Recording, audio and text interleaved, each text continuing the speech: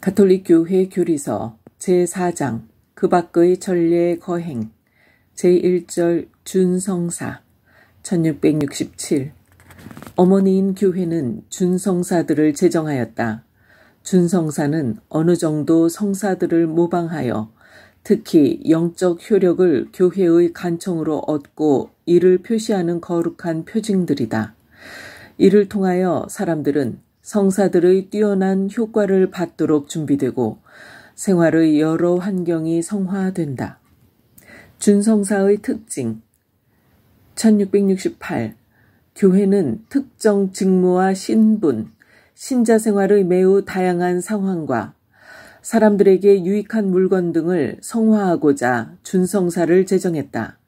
준성사는 주교들의 사목적 결정에 따라 한 지방이나 한 시대의 그리스도인들에게 고유한 필요와 문화, 역사에도 부응할 수 있다.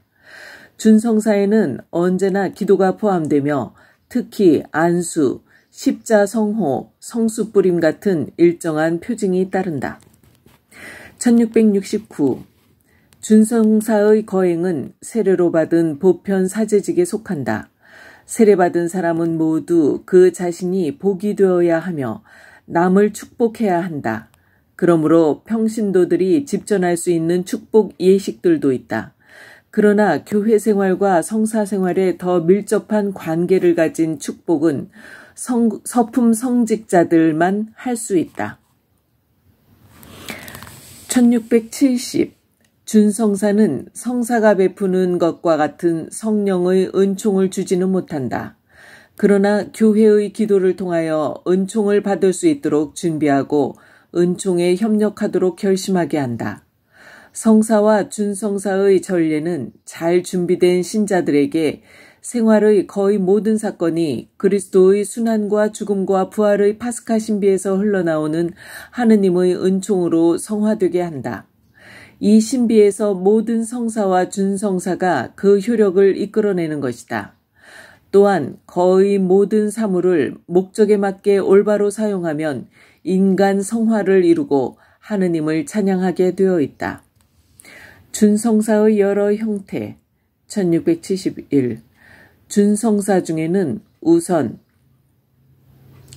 축복이 있다. 모든 축복은 하느님을 찬미하는 것이며 하느님의 선물을 청하는 기도이다.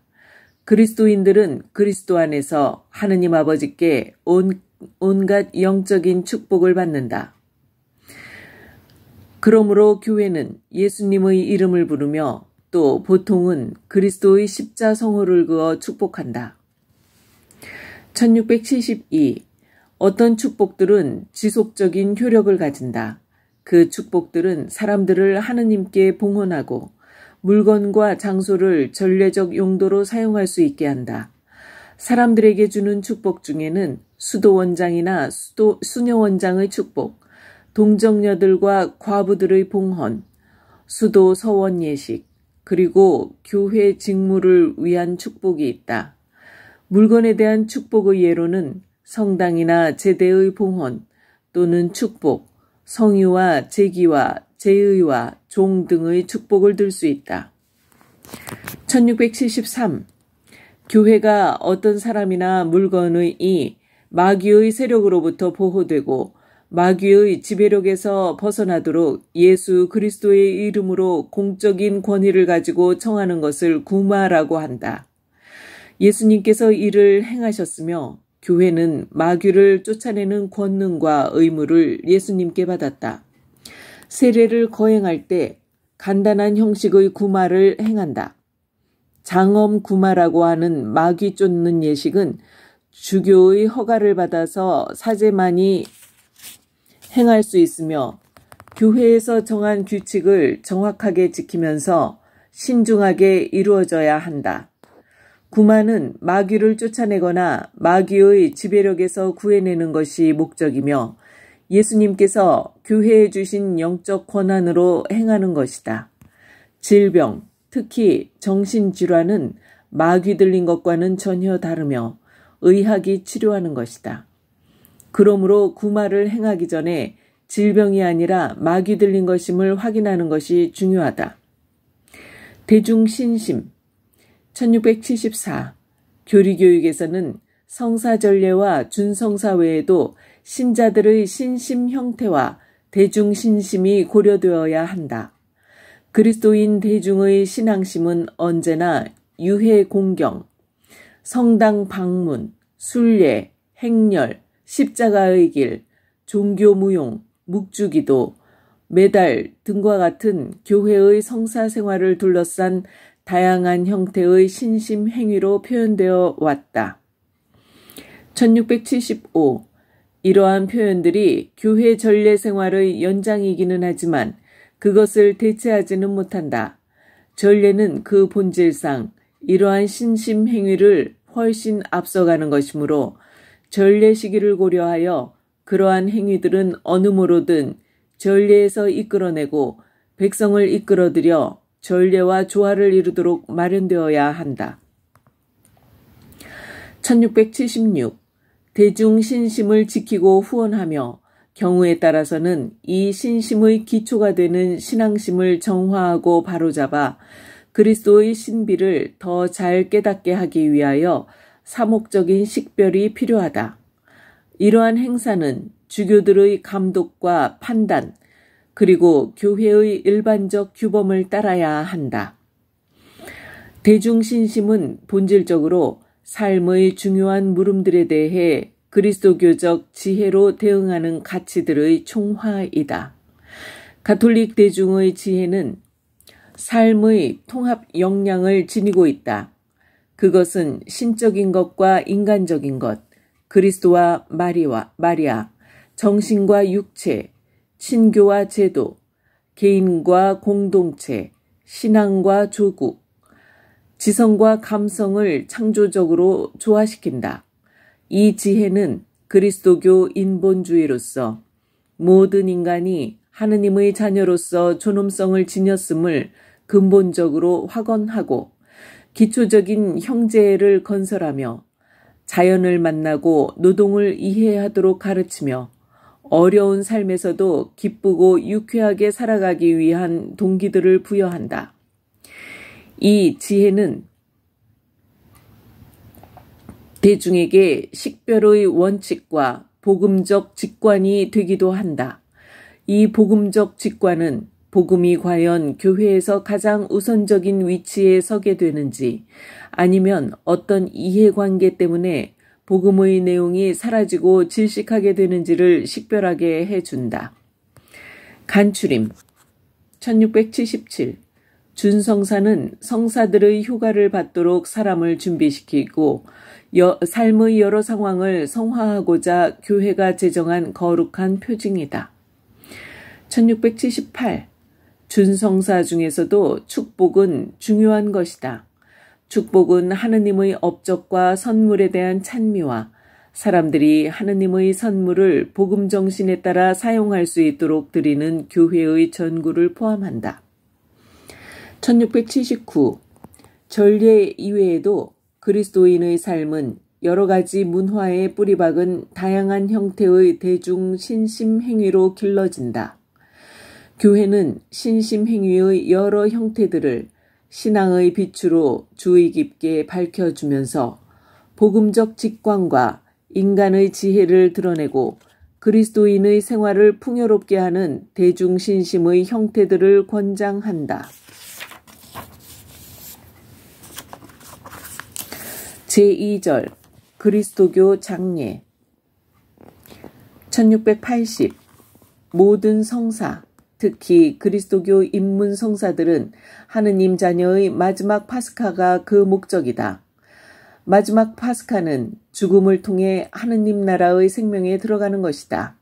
그때에는 죽은 이들이 부활과 내세의 삶을 기다리나이다 하고 신앙과 희망으로 고백하던 것이 이루어진다. 1. 그리스도인의 마지막 파스카 1681 죽음의 그리스도적 의미는 우리 희망의 유일한 근거이신 그리스도의 죽음과 부활의 파스카 신비의 빛으로 드러난다. 예수 그리스도 안에서 죽는 그리스도인은 육체를 떠나 주님과 함께 평안히 산다. 1682 죽는 날에 그리스도인은 성사적인 삶의 끝을 맞이하여 세례로 시작된 그의 새 생명이 완성되며 성령의 기름바름으로 성자의 모습을 결정적으로 담게 된다. 비록 혼인잔치 예복을 입기 전에 아직 최후의 정화가 필요하더라도 성찬례에서 미리 맛본 하느님 나라의 잔치에 참여하게 된다. 1683. 이 세상의 순례길을 가는 동안 성사로서 그리스도인을 품에 안아온 어머니처럼 교회는 그를 아버지 손에 맡겨드리기 위하여 끝까지 그와 동행한다. 교회는 그리스도 안에서 성부께 당신 은총의 자녀를 바쳐드리고 영광 중에 다시 살아날 육체의 씨앗을 희망을 가지고 땅에 묻는다. 이 봉헌은 성찬의 희생제사로 충만하게 거행되며 그 전후에 행하는 축복은 준성사이다. 이 장례 거행. 1684. 그리스도교의 장례는 교회의 전례 거행이다. 이 경우에 교회의 직무는 이 전례에서 죽은 이와 이루는 효과적 통공을 표현하는 동시에 장례식에 모인 공동체를 그 통공에 참여하게 하며 그들에게 영원한 생명을 예고하는 목적도 지니고 있다. 1685. 여러 가지 장례 예식들은 그리스도인의 죽음이 지닌 파스카 성격을 드러내며 각 지방의 상황과 전통에 부응한다. 전례적 색깔도 그래야 한다. 1686. 로마 전례의 장례 예식서는 장례식을 치르는 새 장소에 부합하는 장례 거행의 새 양식을 제시하고 있으며 또한 가족과 그 지방의 풍습, 대중문화와 신심이 부여하는 특성을 따르고 있다. 이러한 장례식 순서는 모든 전례 전통에 공통된 것이며 다음과 같은 4가지 중요한 부분이 있다. 1687. 공동체의 맞아들임. 장례식은 신앙의 인사로 시작된다. 교회 공동체는 고인의 친척들을 격려하는 말로 맞이한다. 기도하러 모인 공동체도 영원한 생명의 말씀을 기대한다. 공동체 이론의 죽음은 이 세상의 관점들을 초월하게 하고 신자들을 부활하신 그리스도에 대한 신앙의 참다운 관점으로 끌어들이는 사건이다. 1688. 말씀전례. 장례식에 모인 사람들 가운데 전례에 별로 열심히 참석하지 않은 신자들과 그리스도교 신자가 아닌 죽은 이의 친지들이 있을 수 있으므로 말씀 전례는 더 주의 깊게 준비해야 한다. 특히 강론에서는 장례식 조사류의 연설은 피하고 그리스도의 부활에 비추어 본 그리스도인의 죽음의 신비를 설명해야 한다. 1689. 성찬의 희생제사. 장례식이 성당에서 거행될 때 성찬례는 그리스도인의 죽음이 지닌 파스카 실제의 핵심이 된다. 이때 교회는 죽은 이와 이루는 효과적인 통공을 표현한다. 교회는 성령 안에 그리스도의 죽음과 부활의 제사를 성부께 봉헌함으로써 그 자녀의 죄와 죄의 결과가 정화되어 하늘나라 식탁에서 완전한 파스카에 참여하게 해주시기를 성부께 청한다. 이렇게 거행된 성찬례를 통하여 신자 공동체, 특히 죽은 이의 가족은 죽은 이가 한 지체로서 살아있는 그리스도의 신비체와 통공을 이룸으로써 또 죽은 이를 위하여 죽은 이와 함께 기도함으로써 주님 안에 잠든 이와 친교를 이루며 살아가는 법을 배운다.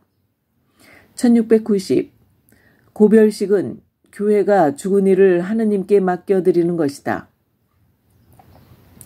이것은 시신을 묘지로 운반하기 전에 그리스도인 공동체가 마지막으로 가는 형제에게 하는 인사이다. 비잔틴 전통에서는 죽은 이에게 작별의 입맞춤을 한다. 이 마지막 인사로 그가 이 세상을 떠나고 그와 헤어짐을 그리고 친교와 재회가 있음을 노래하는 것입니다. 사실 우리는 죽어서도 서로 헤어지는 것이 아닙니다. 우리는 모두 같은 길을 걸어가 같은 곳에서 다시 만날 것이기 때문입니다. 우리는 그리스도를 위하여 살기 때문에 결코 헤어지지 않을 것입니다. 우리는 지금 그리스도 안에 결합되어 그분을 향해 나아가고 있으며 모두 그리스도 안에 함께 있게 될 것입니다. 찬미 예수님.